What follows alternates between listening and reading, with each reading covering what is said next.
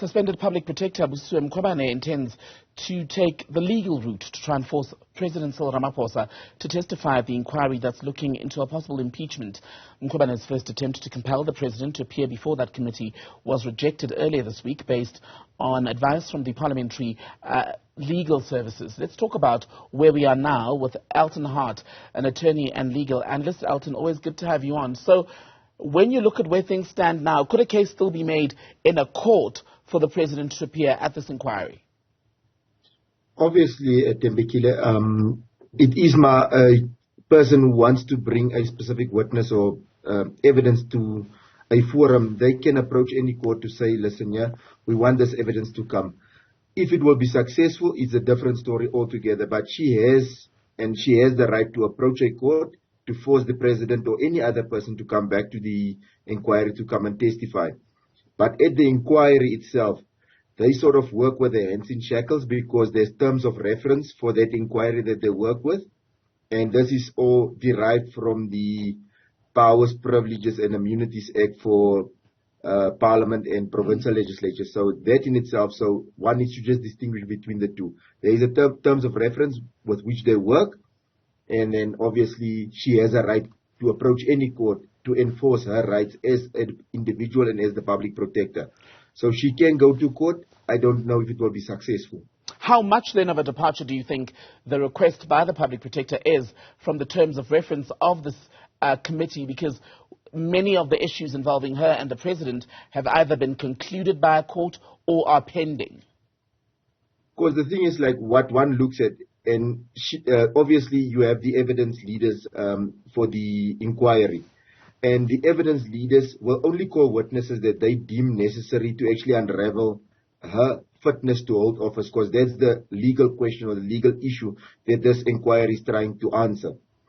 There is other side scuffles that you can see is appearing, like the bullying of staff, and those are things for the CCMA. But here is just like the inquiry leaders, evidence leaders will look at the evidence that we need. Who can give that evidence? And at this point in time, they are of the view that the president will not add value to what is currently before the inquiry, because the president is not complaining or saying she's unfit.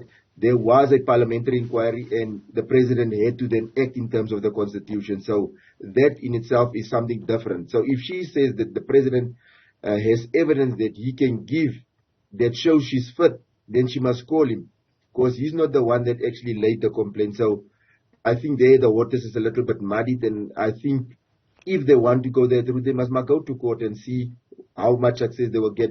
But I personally am of the view they're not going to be successful, because the terms of reference say the committee can summons the president or any other person if they feel that person is in possession of evidence or a document that can assist them to determine if she's fit to hold office or not. And at this point in time, I don't think it was the president that said she's not fit to hold office. Yes, the president had to report, like the CR17 report that she brought out, set us or seal, the bank statement sealed.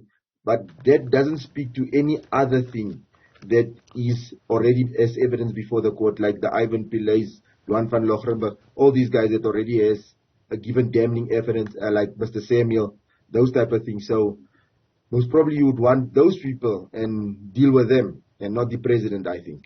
And the argument has been, and I'm paraphrasing here, that the president would be called like any other person who's deposed an affidavit in the past against the public protector.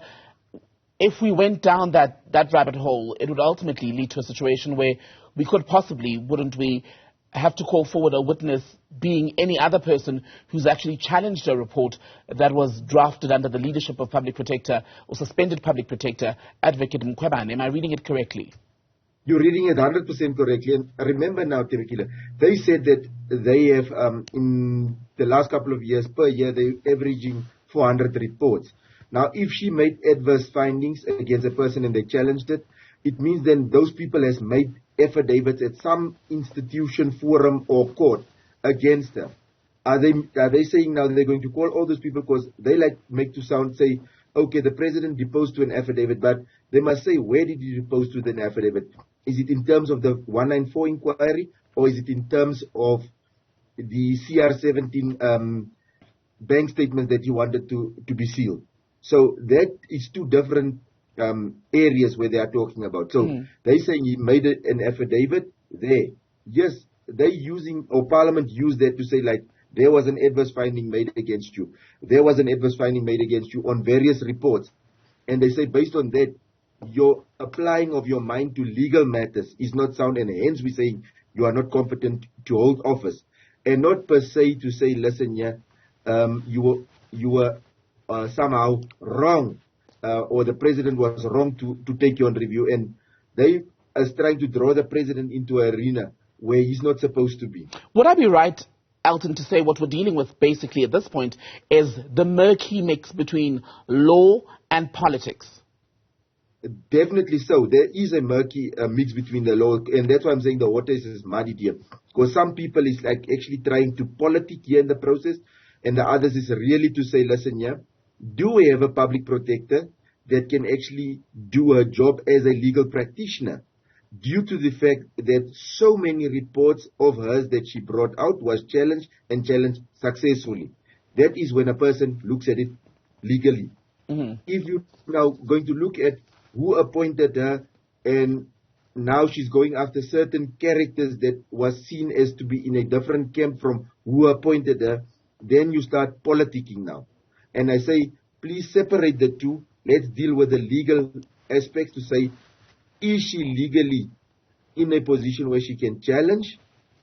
And is she fit as a legal practitioner to hold the post of public protector? And let's leave these politics on the sidelines. Advocate Dalimpofu, who is Advocate Mkhwebane's legal representative at these impeachment proceedings, said that there's no legal impediment to compelling President Ramaphosa to appear outside of the vote by the committee itself earlier this week to decide not to do so. Given that we've never had such an inquiry to try and impeach or look into the impeachment of the head of a Chapter 9 institution, how much is set in stone legally?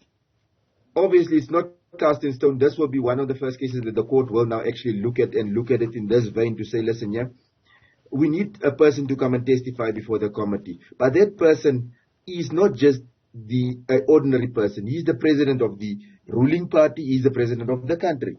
So that in itself is already, we are in a foreign territory, if one can say that. But they do have a right to approach any court to then say, and they will start with the High Court to say, like maybe in Cape Town, to say, court, we want the president to come and testify, and then they will set out in their founding affidavit why they want. Then the court will have to make a decision, is it necessary for this person to come and testify at the commission? It doesn't stop the commission from doing its work, but the commission itself, based on its terms of reference and also the Powers, Privileges and Immunities Act of for Parliament and provincial for Parliament and provincial, also gave certain powers to the chairperson to summons, and they can only summons if there's a majority vote and they feel like it's needed. And in this case, it doesn't look like the members of that committee as well as the evidence leaders is of the view that the president will bring, but it doesn't stop them. And then obviously she will be able to go to the Supreme Court of Appeal and then to the Concord to actually now test the validity or whatever they want to do with forcing the president to come and testify. But just on that point then, Elton, pardon me because we're almost out of time. If this were to go, as you're suggesting, all the way to the apex court, I wonder if it would be sufficient grounds for the public protector and her legal team to then say that the inquiry cannot say it's concluded its work until that matter is finalized. Obviously, if they're going to now sort of approach a court, then obviously now this inquiry thing, but we also need to know that separation of powers exists. A court can do its work and the legislature can do its work, because this inquiry is under the legislature. So the legislature can still continue its work. And if they find that she's unfit to hold office and they say, okay, she must be removed, she can still challenge her removal also in court. So it doesn't mean that if they go to court now, it will stay the proceedings in the 194 inquiry. It will not, unless a court makes an order that will say, you cannot proceed with this until this man has come and testify. But until that time, the inquiry will go forward. They can approach court, and that's how the cookie will crumble. And then obviously the Constitutional Court, because they're going to challenge it maybe on a constitutional basis, will have to now have the final say in this. Elton Hart, thank you. Always good to speak to you.